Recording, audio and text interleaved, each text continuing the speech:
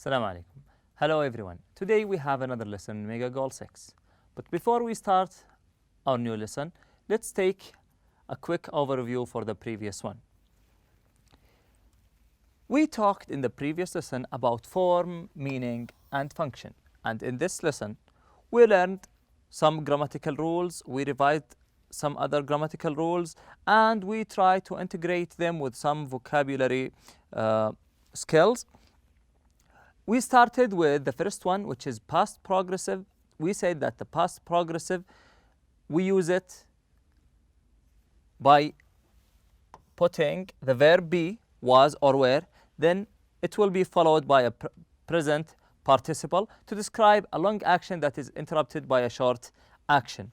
There are many situations where we use the past progressive. This is the first one, describing a long action that is interrupted by a short one.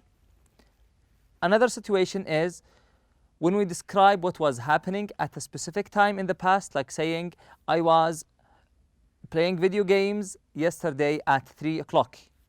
Okay, so this is specific time in the past. The third situation is when we talk about a temporary state or action in the past.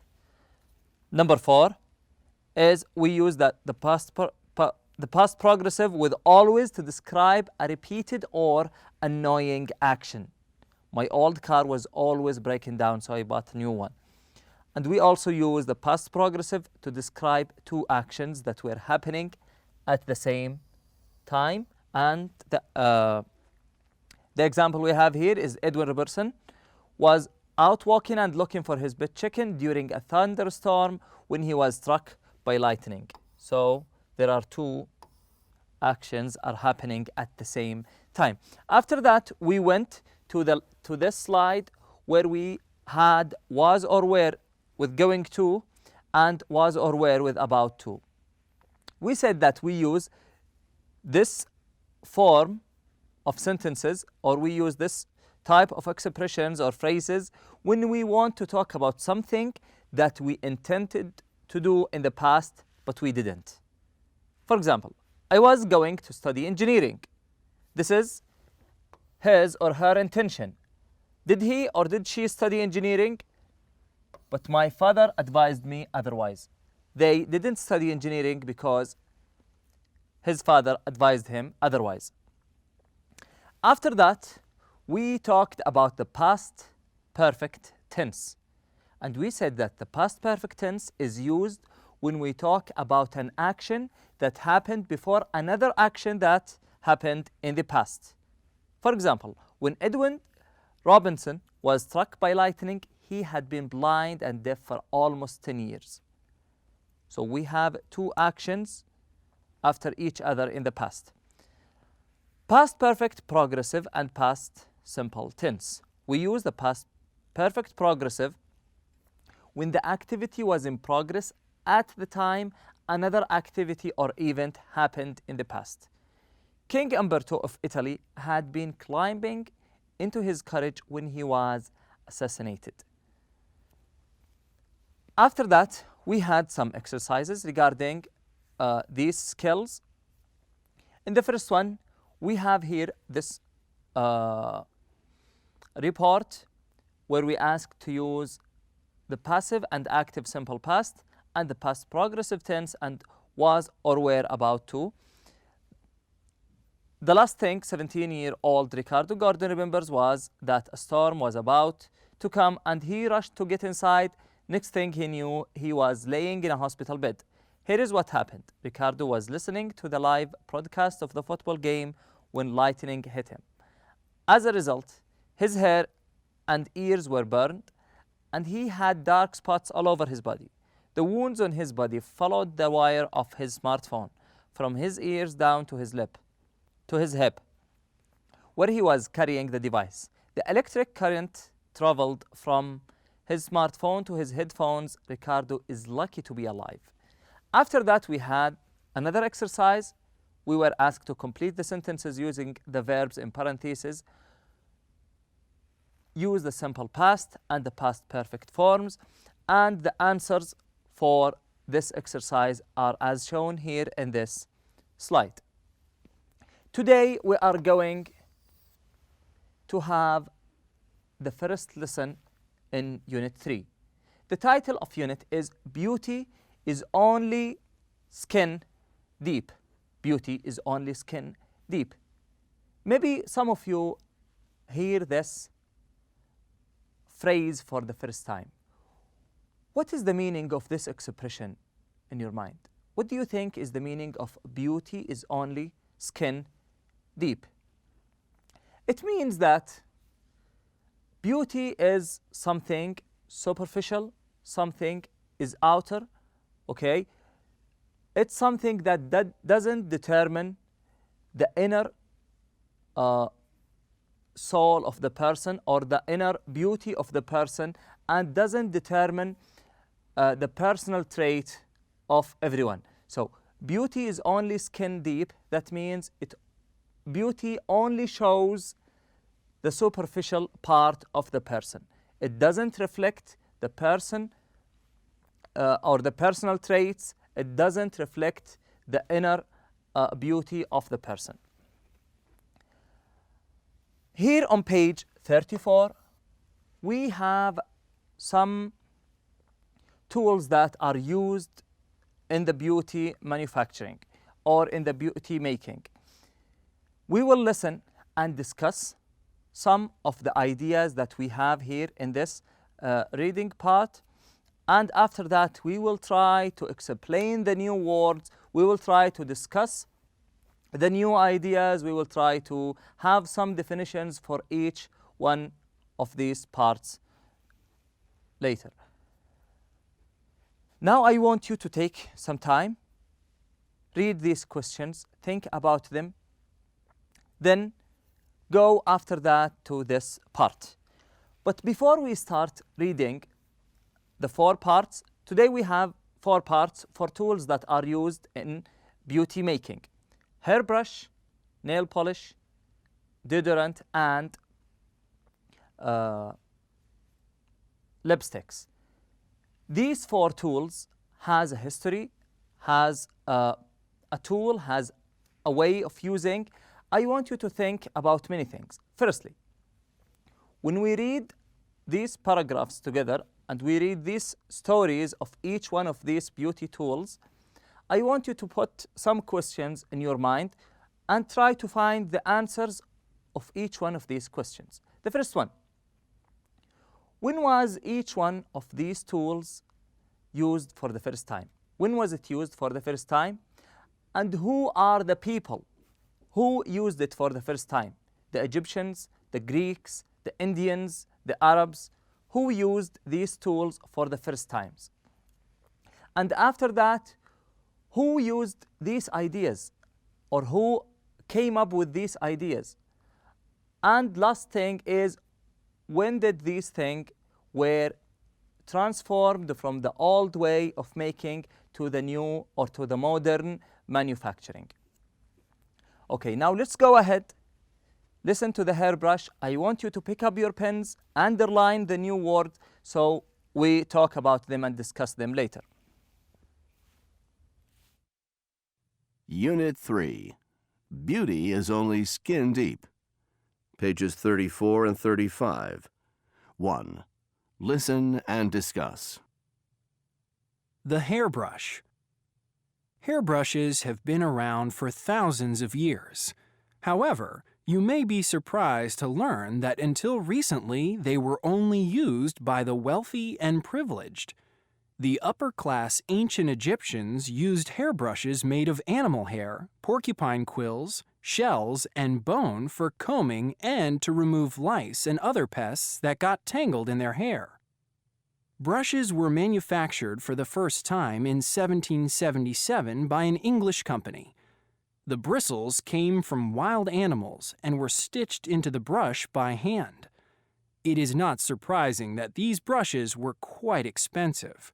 It wasn't until the beginning of the 20th century that brushes began to be manufactured by machine and to be produced with cheaper, synthetic materials like nylon bristles. With these developments, brushes became extremely common. Now let's talk firstly about the hairbrush. Here we have some historical information about the hairbrush and how it was manufactured and how it is manufactured nowadays. But let's take some words to discuss and talk about. We will start firstly with the word wealthy. The word wealthy means people or a person who is rich, and after that we have the word privileged. The word privileged means someone who have special rights, someone who is entitled to special things that other people don't have. Then after that we have the upper class. Upper class refers to the people, to the wealthy and privileged people. So it's fine to use both of these expressions, wealthy or upper class. Ancient means the old people, the people who lived in the older times. The upper class ancient Egyptians used hairbrush made of animal hairs, porcupine quills, shells and bones for combing and to remove lice and other pests. Lice and other pests. Lice and other pests refers to parasitic insects that live in the hairs of people.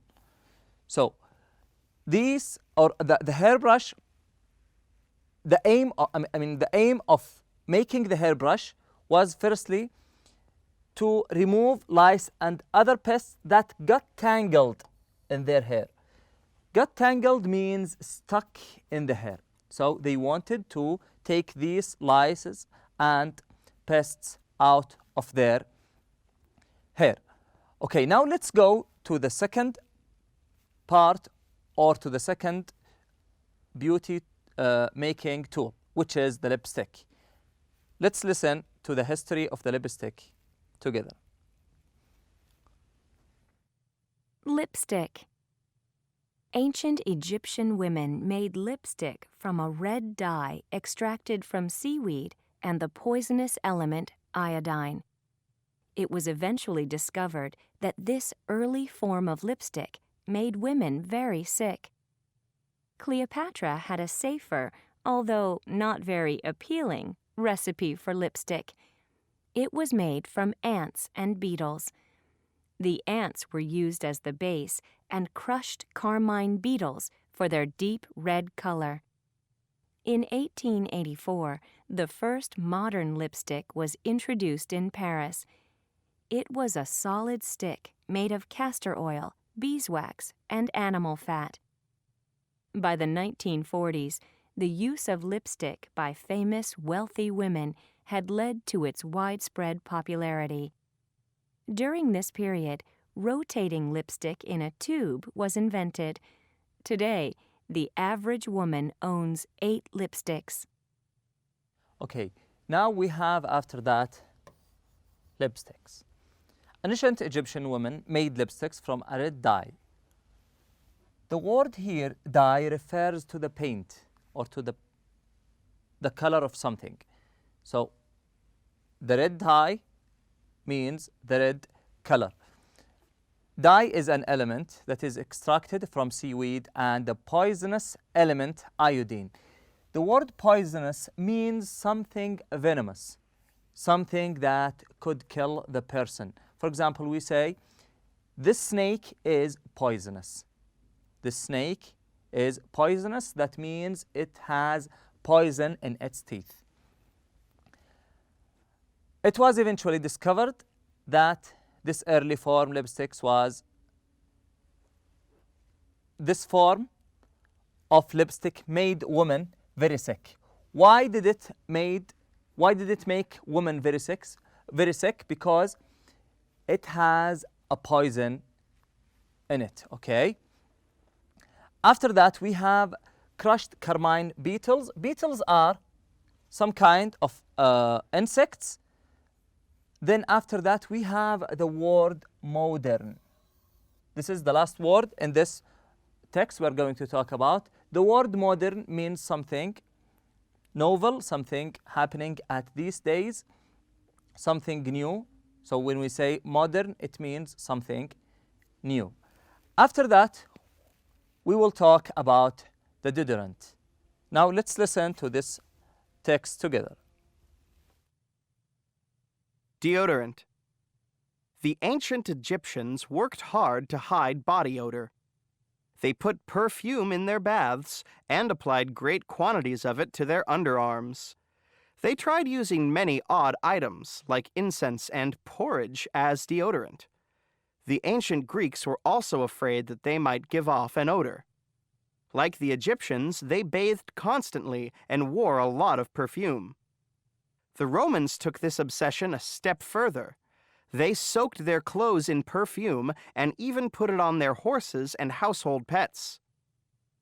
The first trademark deodorant, a paste called Mum, didn't appear until 1888. In the mid-1950s, the ballpoint pen inspired the first roll-on deodorant. Today, deodorants are a multi-billion-dollar industry and are as common as toothpaste in most homes.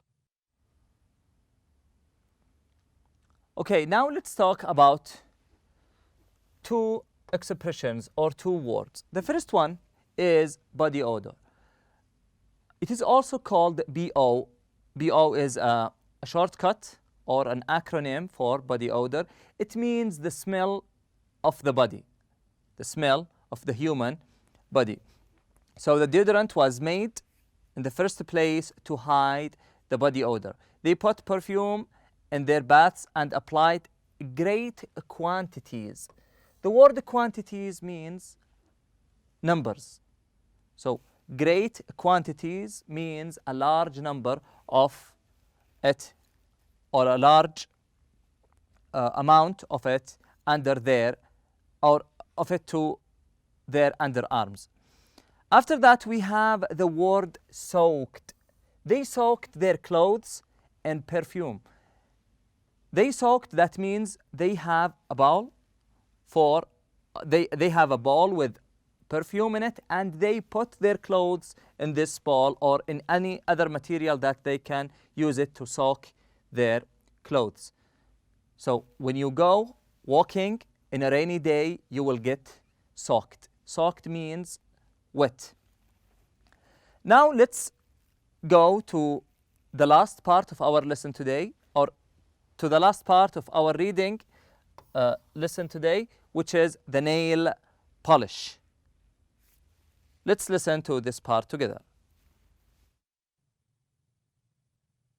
Nail polish. Nail polish can be traced back to around 3000 BCE in both China and Egypt. Chinese nail polish was a mixture of beeswax, gelatin, egg whites, and a gum from a special tree. Nail color represented social class.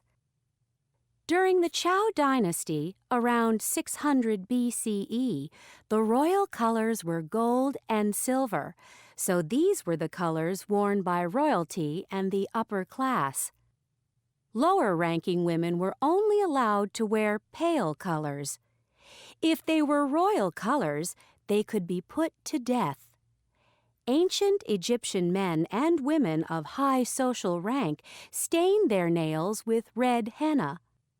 Military commanders in Egypt and early Rome felt that it was important to be well-groomed before going into battle. It is strange but true that they spent hours before a battle having their hair curled and their nails painted. Modern nail polish was invented in the 1920s. Its formula is very similar to the formula for car varnish. Okay, now we have listened to the last part, which is nail polish. There are some words we will talk about, or we will start with Zhou dynasty. The word dynasty means the children, the boys, or the sons and daughters of someone. So the Zhou dynasty means the sons and daughters of Zhou. After reading these four parts of our lesson today, now I assume that you have answers for the questions that we asked before start reading these parts. The first one was, when was these tools made? The second one is, why did the people make these tools? Number 3, who made these tools? The Egyptians, the Arabs, the Greeks, the Asians. And the last thing, when did the modern manufacturing started with each one of these tools? Now let's go to the quick check part. In the quick check, we have 2 parts, vocabulary and comprehension. In the vocabulary, we will complete each sentence with a word from the box. In this box, we have words that were extracted from the previous texts. We will explain each one of them, then we will put each one of them in the proper blank. Then after that, we will move to the comprehension part, where we have some questions that will be answered by your understanding of what you have just read. Now let's go to the first part, which is vocabulary. We have 7 words. We will start with the first one, the word appealing. The word appealing means something attractive, something that you like, something looks beautiful. Number 2, extracted means taken from. These words are extracted from the previous text. So we took these words from the text. Number 3, the word privileged means someone who has special rights, who is entitled to things that other people don't have. Number 4, the word traced means that someone who follows something to find the answers. For example, you say the police traced the van, or the police traced the thief. Number 5, elements refers to the parts or the chemical parts that something contains. For example, if you have a drink, this drink contains many elements. So the elements are chemical parts. Then we have the word obsession.